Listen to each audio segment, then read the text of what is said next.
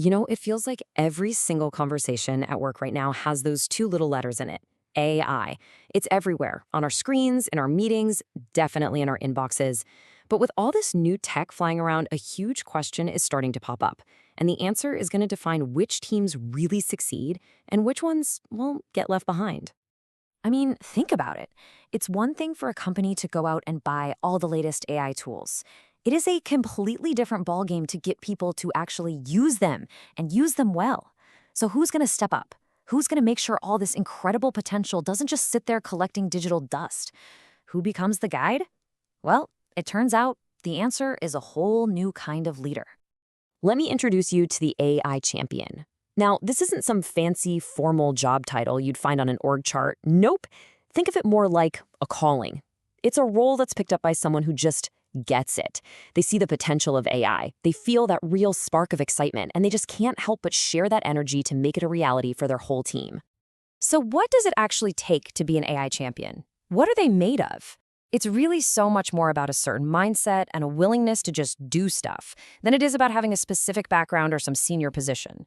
It's all about becoming a catalyst for change, right from where you already are. This right here, this is the perfect way to think about it.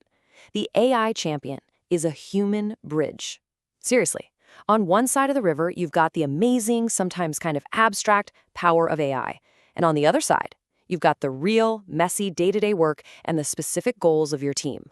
The champion is the one who stands right in the middle and builds that connection. Okay, so let's bust a few myths right off the bat. You might be thinking an AI champion has to be some C-suite exec or a coding genius, but that's just not true. They don't even have to be in the IT department. The whole point is that they are hands-on doers and natural communicators, people who are already part of their teams, speaking the team's language. It really all boils down to a few key things. It's got to start with genuine excitement. You just can't fake that kind of passion. Then it's about being a doer, someone who's not afraid to roll up their sleeves and actually play with the tools. They mix that with a deep, practical knowledge of how their team actually works and that special skill of explaining complex things in a way that just makes sense.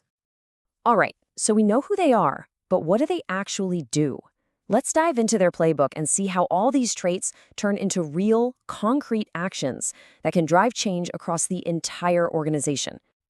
It's like they're on a mission, and it follows this super clear path. First, they find the perfect targets. Like that soul-crushing spreadsheet everyone has to update every Monday morning.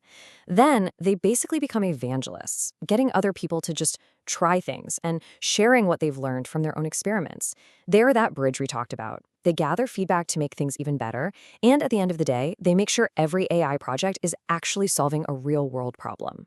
So why is this role so important? I mean, why can't a company just send out a memo that says, okay, everyone, start using AI?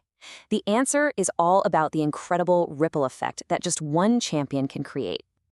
Just think about it for a second. When an order comes from the top down, it can feel forced, right?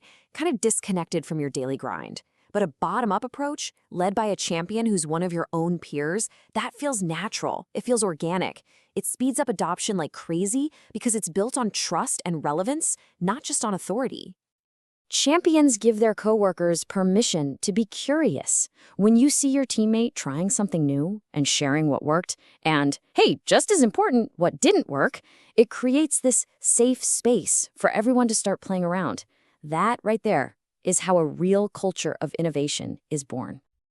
And this is where a champion's true value really shines. They keep AI grounded in reality. It is so easy to get distracted by flashy new tools, but a champion is always asking, okay, but how does this help us solve our problems? How does it make our work better? They're the ones who make sure AI delivers real value, not just a bunch of hype.